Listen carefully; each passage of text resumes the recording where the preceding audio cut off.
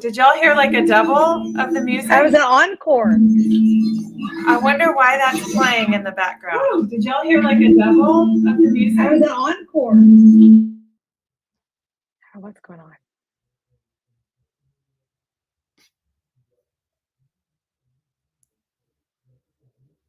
Good. Did it end? Wherever some sound. Okay, going. There we go. That was like in case you all really wanted to hear the music. Can you hear us, Hannah? Okay, going. There we go. That was like in case you all.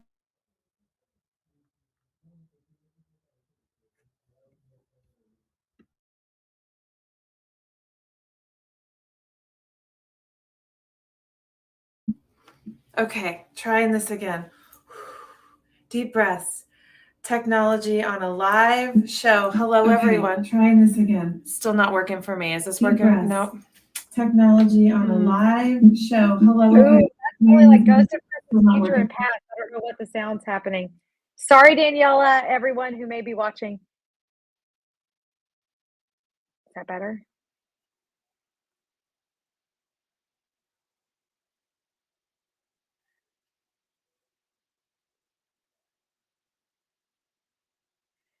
Okay, hey, I'm going to take over. I think, let's see, maybe Kate, if you try headphones.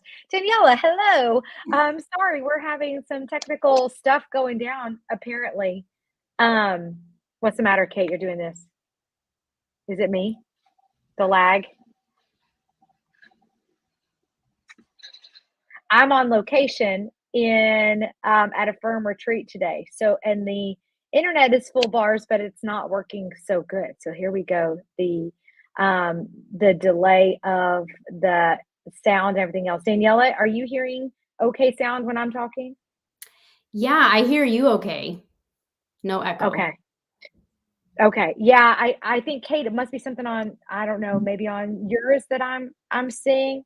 But okay, well, I'll get us started for now. And anybody watching, bear with us. So Daniela, we have an attorney turned.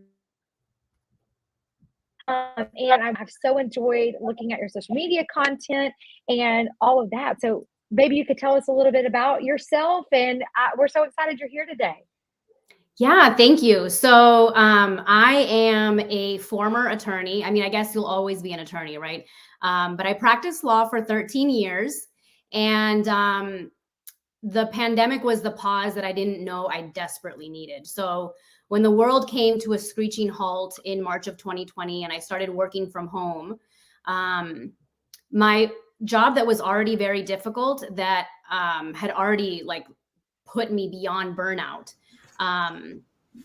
became more difficult. And then I also started working from home with my two kids who were 2 and 4 at the time, and my husband who was working part of the time at home now during the pandemic. And I started to realize that I did not know my kids. Like, my son was 2, so there wasn't like a whole lot to get to know about him, but my daughter was 4. And I started to realize, like, wow, I've never heard her speak like this. I've never heard her have these thoughts. I'm really missing out, because we were rushing out of the door by like 7:15 every day. And it was just like rushing all day, coming back home at like 7 p.m., rushing, through dinner, bath, bed, dive into bed, do it all over again. So the pandemic really made me stop and pause and look at my life and think, like, is this how I want to live forever?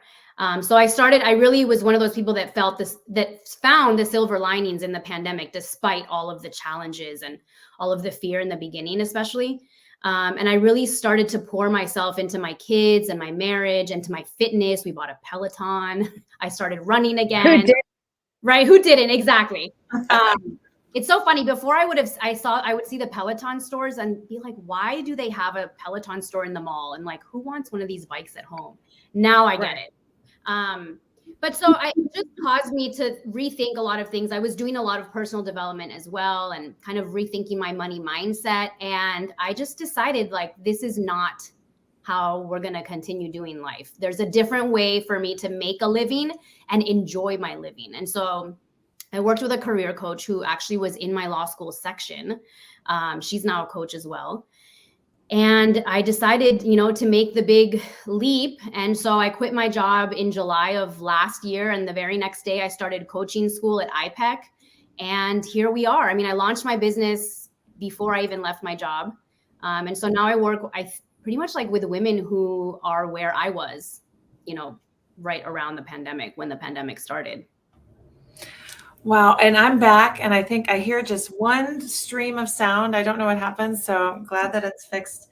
So Daniela, tell us, for people who are watching and listening, who are your clients, your ideal clients? If somebody's listening to this, how do they know that this show applies to them and their lives? Oh, yeah. So if you are a busy professional woman, whether you're a mom, whether you're a lawyer, doesn't matter. Just if you're a busy professional woman and you feel like you're caught up in the rat race of life, especially now that we're sort of back to normal and like there's activities all the time now, if you feel like you're on this hamster wheel that literally goes nowhere and you just cannot seem to stop it, this is for you. I help busy professional women give themselves permission to pause, to like stop the hamster wheel, get off, and figure out if you are honoring your values today. So like for me, I realized 13 years into my legal career that I was not the same person who had started 13 years ago. I was single, I had no kids, I lived right near the city. I was an attorney in DC. But 13 years later, I had 2 kids, I was married, I lived further out, and of course, once you start having kids, like, your world like implodes. So really helping women get realigned to who they are today. And I help them figure out what their next steps are. Who is that future person that they see and that they want to get to? And like, what's holding them back? Let's work through that, make a plan, and get you to where you want to go, where you feel like you're honoring yourself and you are finding the joy in every day, and not just in little snippets of your life. What's the piece, Daniela? Because when you talk about that, I was thinking to myself, that sounds like what a lot of life coaches say, right? Like helping you sort of get off the rat race. Like, what's the part that really jumps out at you? Like, what's the problem for moms and women, professional women, that when they bring this to you, you're like, oh yeah, this is the thing that I do. What's that thing that speaks to you? Yeah, that's such a good question. I think for me, what speaks the most is being intentional, right? So like understanding what you're feeling, whether it's serving you, and then pivoting to something that will serve you. So knowing how to handle stress, knowing how to shift, and having that mindset that allows you to get there. I do a lot of work with my clients in goal setting, but the difference is we go through the SMART process, that everyone does for goal setting, but I do a lot of visioning. So what is your vision? Like, who are you 1 year from today in the present? Where are you living? Where are you working? How are you making money? How much fun are you having? I help my clients create that vision as if they are living it right now, but it's 1 year from today. And from there, we get their values. Like, what is it that they really value? And how are we going to realign you to that? I have a client, for example, who, in the beginning, I asked her, how do you feel in the morning? And how do you want to feel in the morning? How do you feel in the middle of the day? She's an attorney. How do you feel in the middle of the day when like you had a plan and it just, went out the window? And how do you want to feel? And then same thing in the evening. So getting really clear on like, how do I wake up feeling in the morning? And how do I actually want to feel? So how you actually want to feel is your vision. All right. So now you have your compass. That's your direction. And how am I going to help you get there? So like morning, what are some things that you can do in the morning to ground you, to help you gain control of today before today takes control of you? You know, I tell my clients the stock market opens with the ringing of a bell. So how do you ring your bell to announce to the day that here I am? You say good morning to everyone else. Do you ever say good morning to yourself? Or do you just like rush out the door and like, you know, you don't even realize like who you are, that you're in your body?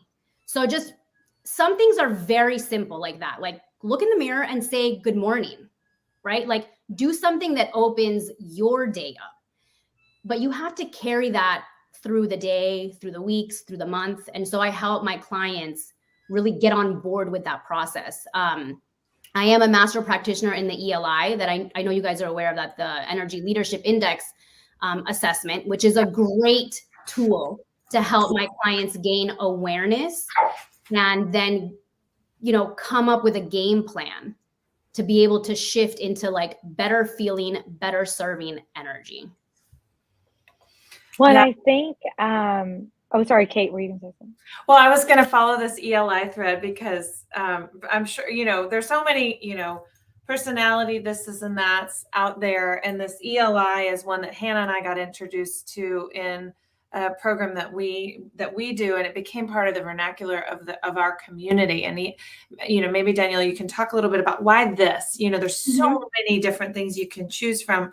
I can speak for myself and say that with ELI, there's these 7 levels of being and responding to triggers, and the test tells you where you typically reside and where you go under stress. But when you start to understand ELI, you can recognize that I'm in a level 2 right now and name it and help guide yourself to different reactions to triggers, which is what it's all about, really. Yeah. So the ELI, I love the ELI. I use it, you know, inside my brain all the time. And I also use it to like think, oh, my husband is in this level right now.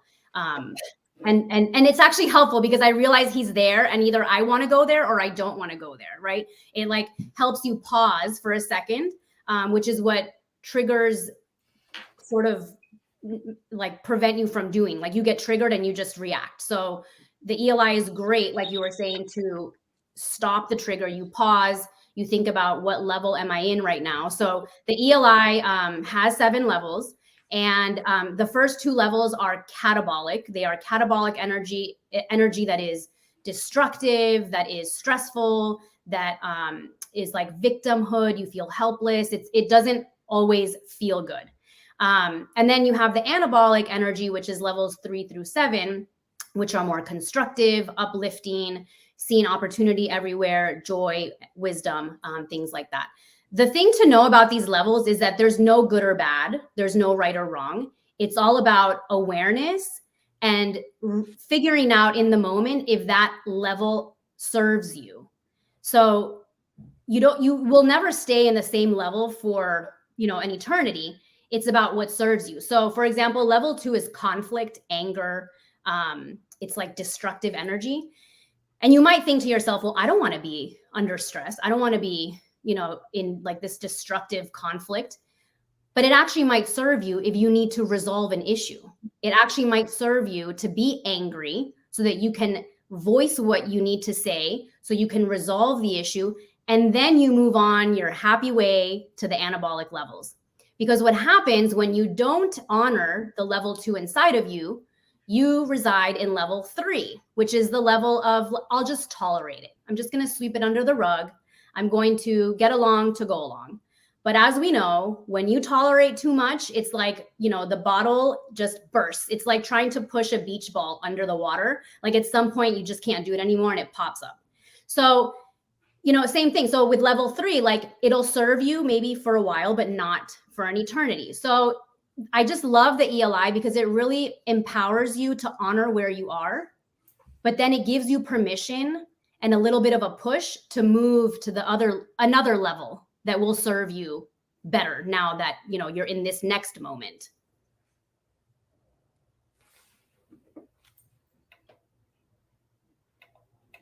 Hannah, you're muted. Oh, Lord help me. I'm trying to mute out all the birds and like trucks here, and then I'm doing it. I think the piece of the ELI to me that's so interesting is it brings an awareness to where we're coming from. And then you're able to kind of name it to tame it. And that's one of the things like, hey, I'm very level 1 or level 2 right now in response versus the team sort of constructive part. I found that to be the most helpful. Just like, woof, what has got me showing up in this anger, frustrated victim space instead of the more creative space? Because one thing that I was thinking about what you said, Daniela, is about that vision. And this is another one of those words. Like if you're around me for more than 2 seconds, you're going to hear me say, like, I get stuck on words and what they mean. Because I think so often we use a word that doesn't have a shared meaning. Like the word, for instance, leadership, love. What we mean by those words is very, very, very subjective to each person. And another one of those words, I think, is the word vision. So Kate and I recently had an opportunity where someone asked us both independently on our own little papers to lay out a vision for Law Moms Out Loud and something. And like I realized when they were asking me, for me personally, I was just like making up no concept of, I'm a visionary, and then in the one hand, but on the other hand of like getting concrete details around a vision, like how much money do you want to make? What kind of house do you want to live in? Some of those pieces, I imagine, and maybe you could speak to whether you see this in your clients, that as law moms, we get so focused on the here, the now, the accomplishment, the doing, what we can sort of put our hands on. What do you do to help clients when they need to put some meat on the bones of that vision and make it practical so they can reverse engineer it? Oh, yeah. Reverse engineering is key. And it's something that I love to work with my clients on. So with the vision, I help them get clear on all the like tactical stuff, like the tangible things that you want to have 1 year from today. But I also ask them to use all of their senses. So what are you seeing around you? What are you feeling? What are you tasting? What are the colors that you see? So that what happens is it's not just about what I want, it's about how I want to feel. And that feeling can be so powerful because it really like ties you emotionally to this vision that you have. It's not just words, on a piece of paper. So I do that. Like I want them to get really emotionally involved with their vision. Their vision is the starting point for goal setting. And so that's where we reverse engineer. I use another tool called the Wheel of Life that has different aspects of your life that the Wheel of Life is a way to help you rate these different aspects of your life. So the numbers kind of go from out to in. And so what happens is you rate them and you see that your wheel is jagged. Most people don't rate everything at the same number. So you don't get a perfect circle, you get a jagged circle. And a jagged wheel doesn't go very far, right? So the goal is to expand your wheel, because a small wheel also doesn't go very far. So you want to expand your wheel and you want to make it as evenly round as possible. So that's one tool that I use, to help my clients get clear on what areas of their life they might need some work on. The ELI also does that. The ELI also gives me that information. My clients don't see it, but I see it. And so with the Wheel of Life and with this vision, we get clear on what goals they have or what areas of their life they really want to work on. And so we reverse engineer that way. And so what I like to tell my clients is that you need to show up in service of your goals every day. So what are you doing today that's going to move the needle towards this big, lofty goal that you might have? As long as you're working on it every day and you truly believe that it's yours to get to, you will get there. So I do a lot of like confidence and belief work with my clients as well. But always going back to the vision, I always remind them, read that vision daily. If they're married, I challenge them to talk to their husbands or usually I work with women, so it's their spouses, or talk to friends, because when you hear that vision spoken back to you, it's so powerful. You're not just yourself saying it, like somebody else is now speaking life into it. And something that I did with my husband actually is we would do this exercise together where we would create like a joint vision. So verbally. So I would start it off like, I always started off with, I'm so happy and grateful now that, and this was before I made my pivot. So now that I wake up feeling calm and joyful, and we get the kids ready to go to school, blah, blah, blah. And then we go to a coffee shop to start our day. And then he would continue the vision of what we were doing during the day. And we did that a lot. And it really helped to get both of us on board with this vision that we had for the family. But that's the kind of stuff that I help my clients do, so that they're creating a vision that is then very tangible and that they can work at every day with actual, action steps, not just like thinking about it. How do they know what they want their vision to look like? How do they know how they want to feel and what they think? I mean, every single show, it all roads lead back to this for me, I guess. I just, my own personal question. Because I think that it skips something. I think so often people tell you about reverse engineering your goals. I hear you. But I think so many of us, I'll include myself in that, struggle when the question is what it is that we want. How do you help them figure out what it is that they want, how they want to feel? Yeah, that's a really good question. So when I go through this exercise with them, I tell them to, sometimes there is some resistance, right? So they can do it just like a brain dump. Like, how do you want to feel? Just like all these random feelings that you want to have, like just put them all down on a piece of paper. I also explain to them that there should be no judgment around what you want. There should be no limitations around what you want. We allow kids to be creative and be imaginative. Nobody tells them that they're being silly when they dress up as a dragon or they dress up as a superhero. Like, we all know those things don't exist, but nobody tells them that. Like, we just let kids live in their imaginary worlds. But somehow when we grow up, we're told, oh, that's not realistic. You can't do that. That's not going to work. And we impose those limitations on ourselves. So I do a little bit of work with my clients to kind of let those things go. And I tell them, like, be really honest with yourself. Is this really what you want to do every single day? Do you actually enjoy your job? And you can say no. You're allowed to say no. Is there something else you would enjoy doing during the day? So I tell them, do all of this with no judgment. I also tell them, no judgment on like what anybody else might think, but also whether or not you can do it. Like, who cares right now if you can do it? Like, I'm a true believer that when the why is strong, when you're so emotionally connected to your goal, that the how just shows up. And it shows up one step at a time, a lot of times, which is something else I tell my clients. Like, sometimes you can't have the whole plan in front of you.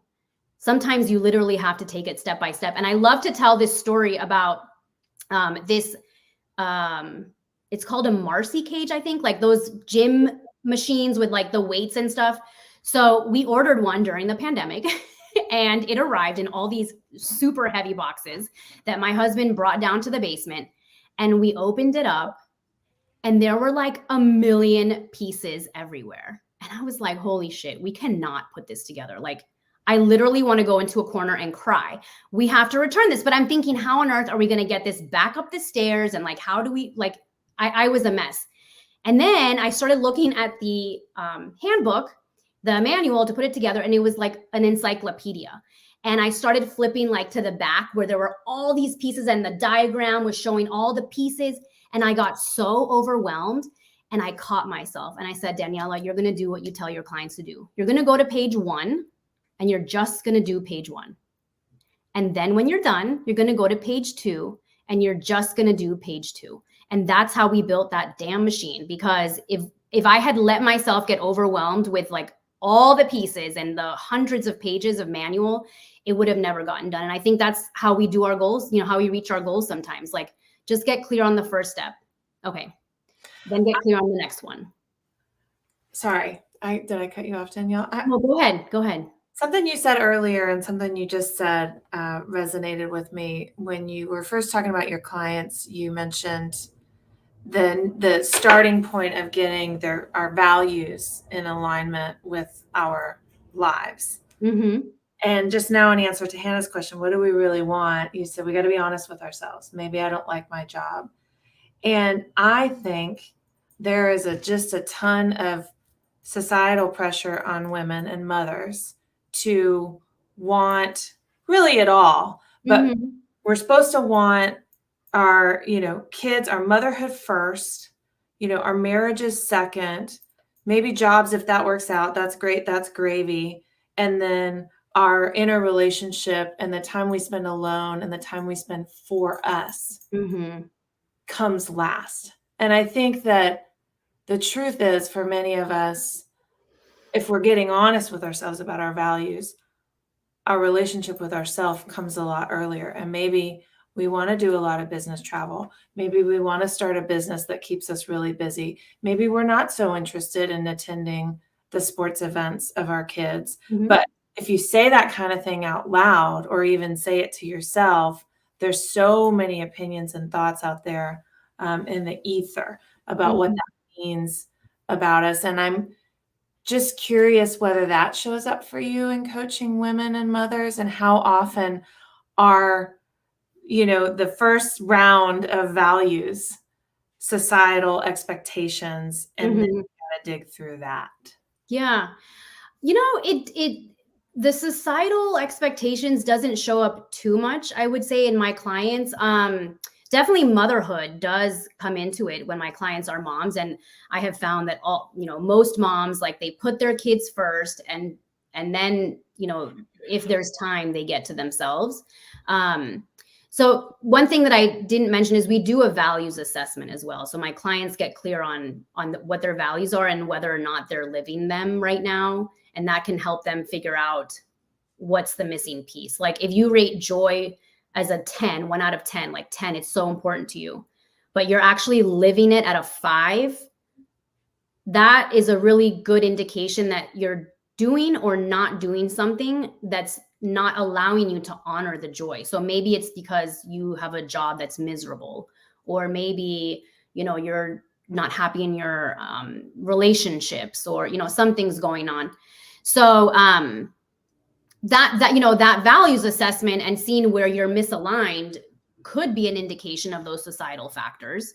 Um, but I really try to let my clients be who they are when we are in session. And I think, using the ELI can be really powerful. Like, let's move into a level 5 where we see opportunity everywhere. So what is the opportunity right now when your kids have sports events every damn day and you just have to go? Like, what is the opportunity there right now? And, something that my mom always said, my mom was a professional, she retired. She would always say, you can have everything, just not all at once. So, you can know that, right? And she actually talked about the soccer games. Like, she used to drive all day, every day, to all the soccer games for me and my brothers, blah, blah, blah. And she was reflecting on that at a point where she was already retired. And she was sitting there calmly, like, with my daughter in her arms when she was a baby. And she was like, I can sit here all day, every day, because I don't have to rush around to all the soccer games anymore. So I think it's also that, like, you might feel pressured right now to be this mom, this person today, but it's not forever. And, that actually leads me to this other point that I really love to talk about. And I've written about it as well, is that most things in life are not a life sentence. I mean, hopefully motherhood is a life sentence. Like, we take it, we honor it that way, but, like, most other things are not. So things change. You are allowed to change. You are allowed to make decisions and make new decisions. And so same thing with, like, these societal pressures that we feel. Like, you're allowed to say, thanks, but no thanks. Like, I'm going to do my own thing. Yeah, I think the idea that things are for a season, when you're in the middle of the season, you forget, and that doesn't feel that comforting. In the moment, I think it feels comforting when you look back at the seasons you're Mhm. out of and you remember, oh yeah, duh, there was a period when my babies were in little diapers, and I thought I would never be out of diapers and worried about when is nap time. And then, they're in high school Mhm. and you're like, I don't even remember what that's like. So I think that's super helpful. Now, Daniela, one thing we like to do on the show is talk each week about, and this might be something that might be interesting for your clients, but about our Mhm. dominant thoughts. A real good Yeah. friend of mine one time asked me, hey, what's your dominant thought? And we found if you do it for the day or the hour or the minute, sometimes that's really hard. But if you do it on the week, like when we get together on Friday, it's a fun way to look back at the week. So if I don't know, Kate or Daniela, do y'all want to go first to talk about what your dominant thought was this week? Go ahead. Yeah. I'm happy to share. I was thinking about it. So my dominant thought this week has really been gratitude, just being really grateful, even though we're in some at home, like some weird moments. My house is being renovated. So there's a lot of weirdness going on, like dinner time and like, can we go in and out this door, the other one? And like makeshift kitchen in one of the guest rooms. But still being in gratitude that, you know, we have this space, right? Like being grateful for what is to come. And, you know, along with that, just, I've been so grateful recently for this group of friends that I have. We have a group chat that one of them named Mom Blog. So there's 4 of us in this chat. Funny. So we're actually all sorority sisters. I'm in a Latina sorority. We're all sorority sisters. But none of us have an actual biological sister. So funny enough. So they are truly my sisters. We text all day, every day about everything. Like they literally are the 3 women who are like on my shoulder every day. I just, you know, like turn around and talk to them, but really it's like a text. And it could be about the most random thing. Like, look at all these things at Target, or like my husband just said this, or here's this parenting, you know, tip that I found, or, you know, yesterday I had to send a link to a form and I asked them like, can you open this and tell me if it works? So just being really grateful to them, because I know a lot of moms do feel very lonely in motherhood. And it is something that can be really difficult. So I'm really grateful to those friends that I have, who literally just like take me as I am, and I do the same for them, and just real sisterhood there that I'm very grateful for. What about you, Kate?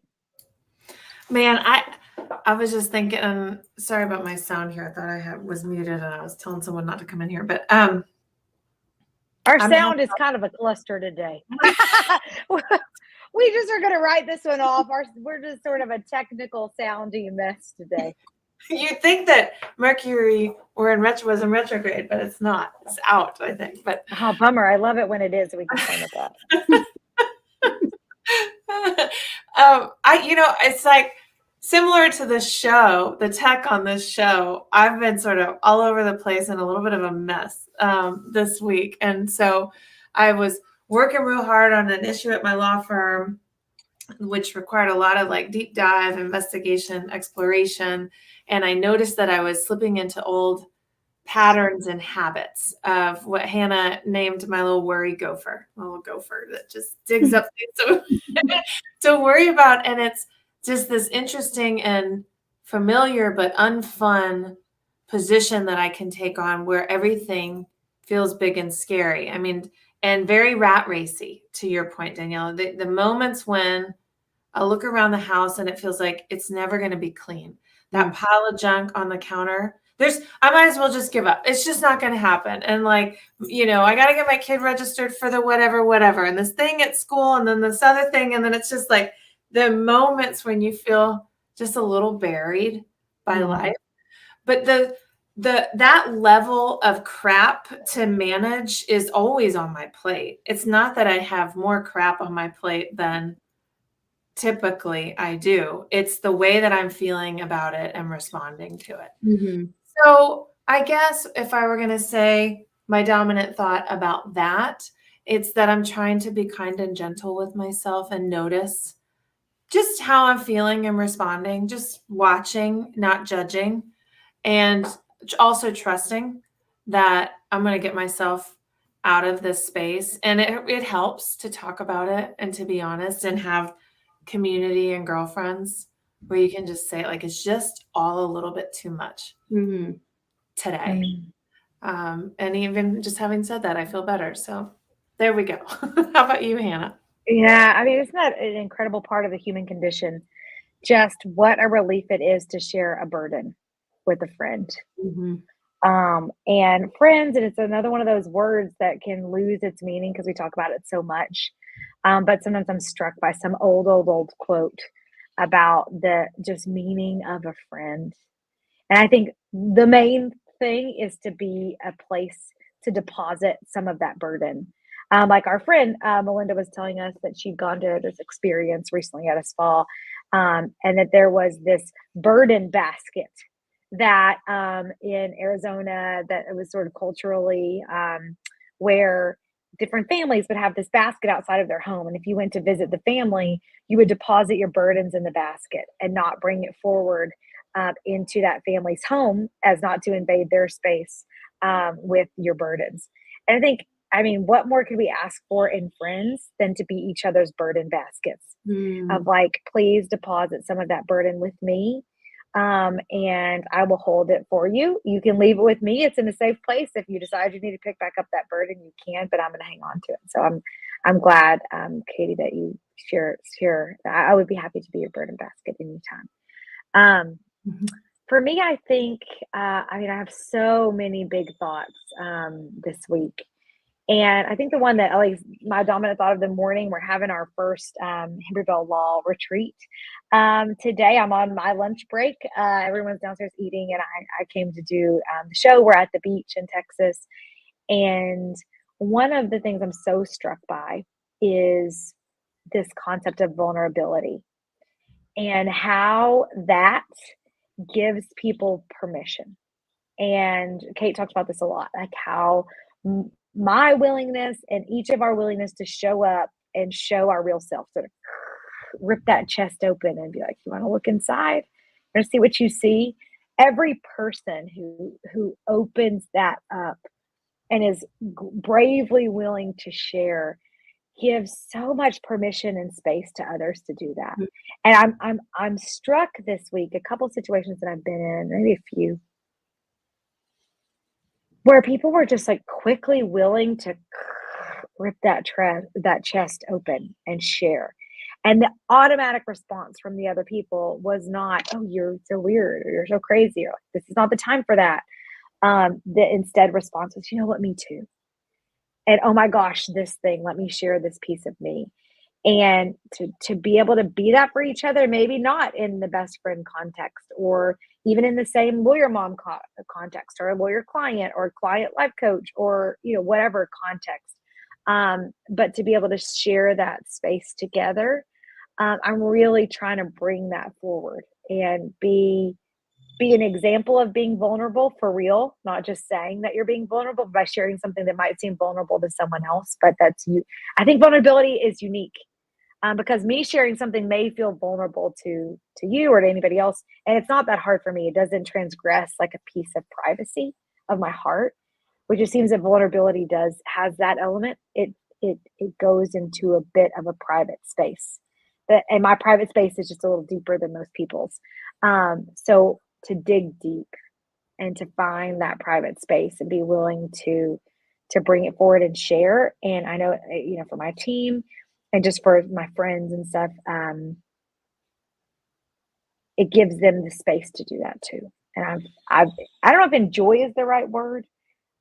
Appreciated that, and am honored and humbled by that this week.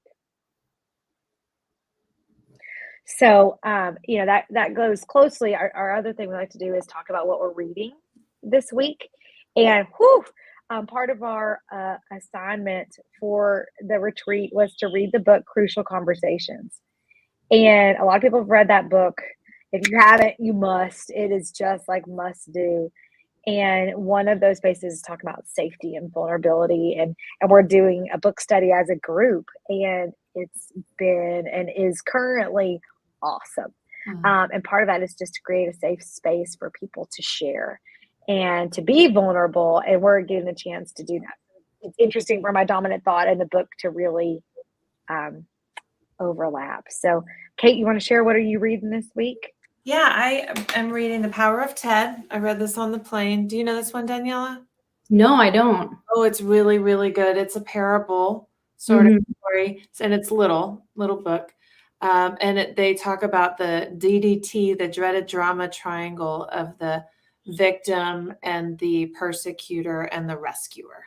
And that most of us, when we're unaware, live in that triangle between, victimization and persecution and rescuing. I tend toward rescuer. That's where I sort of hang out naturally when I'm not paying attention. But of course, if you do one of them, you do all of them.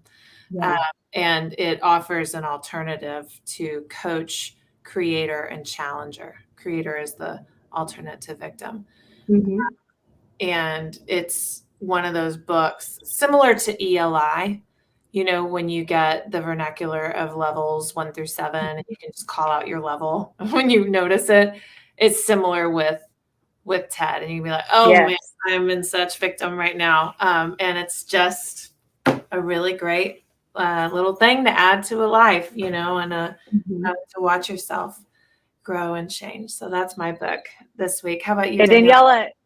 You need to get your clients into that book. It is a game changer. Yeah, it sounds like it's sort of similar to ELI, but it has its own structure and system. So I'll definitely have to look into it. This is the book that I'm very slowly reading, What to Say When You Talk to Yourself. I say slowly because I think your guest last week was talking about, high achieving women and how, like, if we're not always producing, like, why are we doing it? So for me, reading is one of those things. Like, I don't give myself permission to sit and read because it's like, what does reading do for my business? What does it do for my house? Like, what does it do for my health? Like, I could be running instead of reading. So it's something that I'm working on. So I'm very slowly reading this book, but it's really great. It's really about how we are programmed to think from a very early age. So by the time we're 7, our brains are set with some programming about how we see life and how we see ourselves. And it affects the way we talk to ourselves consciously and subconsciously. And of course, if you've done any coaching, you know that thoughts determine feelings, which determine actions, which determine results. And so when you're speaking to yourself negatively, you'll only get negative results. And I've actually, even before this book, I would tell my kids, if you think you can, but if you think you can't, then you can't. And it's so funny because now whenever they're about to do something, I hear them say it to themselves. Like, if I think I can, I can. If I think I can, I can. And then they do it. I do visualization with them as well. Like, when my daughter learned how to ride her bike, I said, can you see yourself riding this bike down to the end of the street? Like, can you see yourself? And so she learned how to ride her bike that way. She does gymnastics now. So I can see her like closing her eyes and visualizing before she does something. But really the power of how we speak to ourselves is incredible. So yeah, it's just a book about that. It's really about neuroplasticity, like reprogramming your brain to believe the thoughts that are actually going to help you. Ooh, those are 3 humdingers right there. Read those 3, just learn how to talk to yourself, how to have crucial conversations and not be in a victim mindset. Just call it done.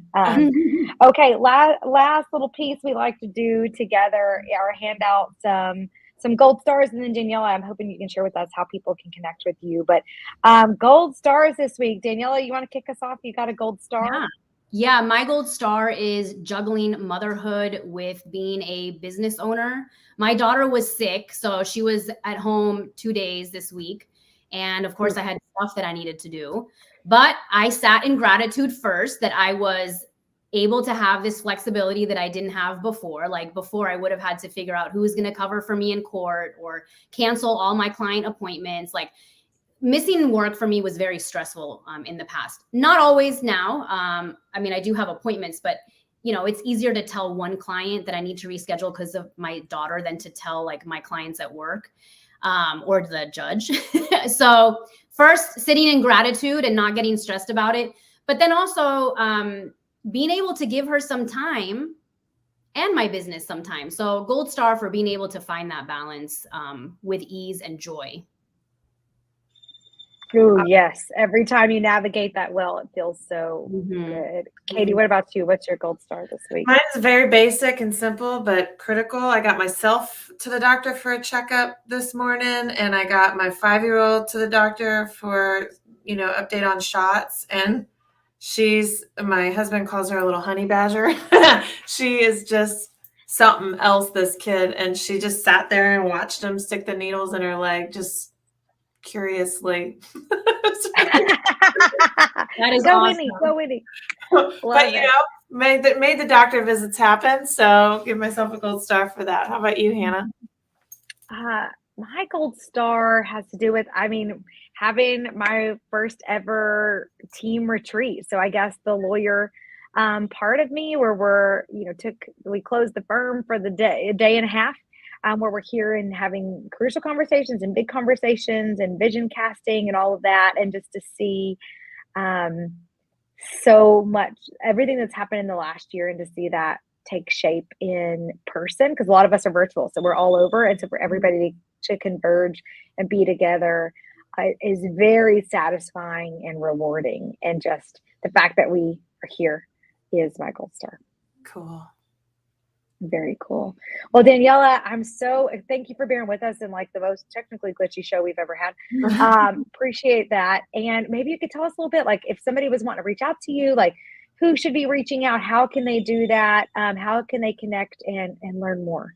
Yeah, thank you. So anyone who wants to reach out to me can. I coach mostly women, but I do coach men as well. So anyone who's curious about whether they need coaching, like if they want to do coaching, if they want to do coaching with me, I always welcome a conversation. So you can find me on Instagram at Everyday Daniela Coaching, and that's with 1 L. My website is everydaydaniela.com. Those are the best ways to get a hold of me.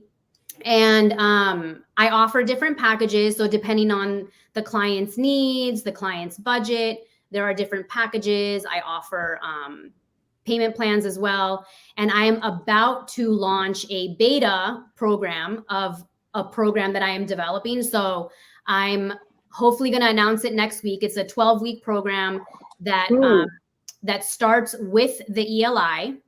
And so in IPEC, we get a lot of certifications, which is awesome. So if you ever want to become a coach, I highly recommend IPEC. One of the certifications that I got is in the core dynamics program. So it takes the ELI and kind of like puts it on steroids.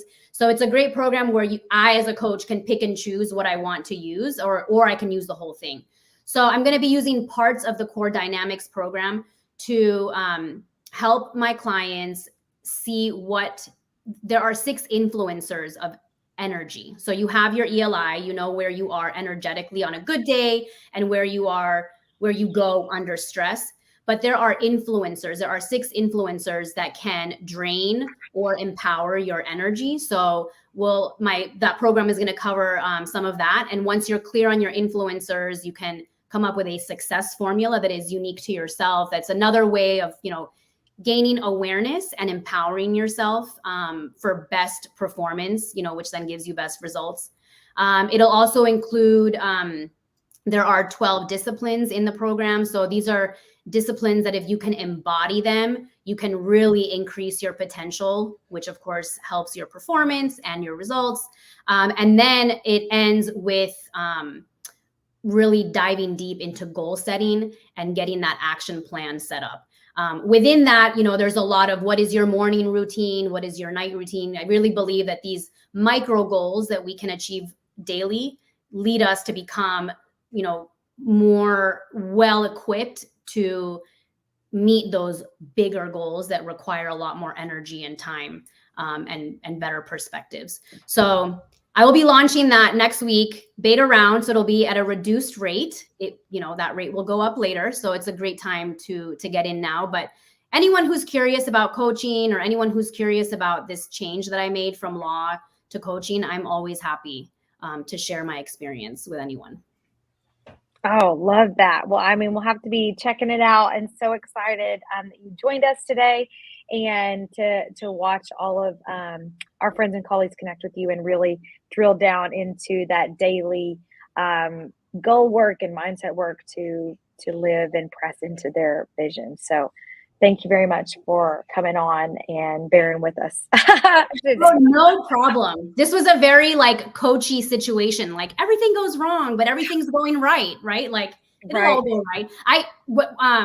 You hadn't hopped on yet when I shared that, my house is under renovation. So I was like, I don't know if there's going to be a lot of noise. There's noise right now. So that was not an issue, but something else popped up. But you know what? It all worked out, right? Because everything works out. That's very level 6. Yeah, there we go. Good for us. We can be in level 6 Level all together. 6. Yes. We'll take it. All right. Well, thanks everybody. I hope everybody has a great weekend. Thanks for joining us. Bye-bye. Bye. Thank you.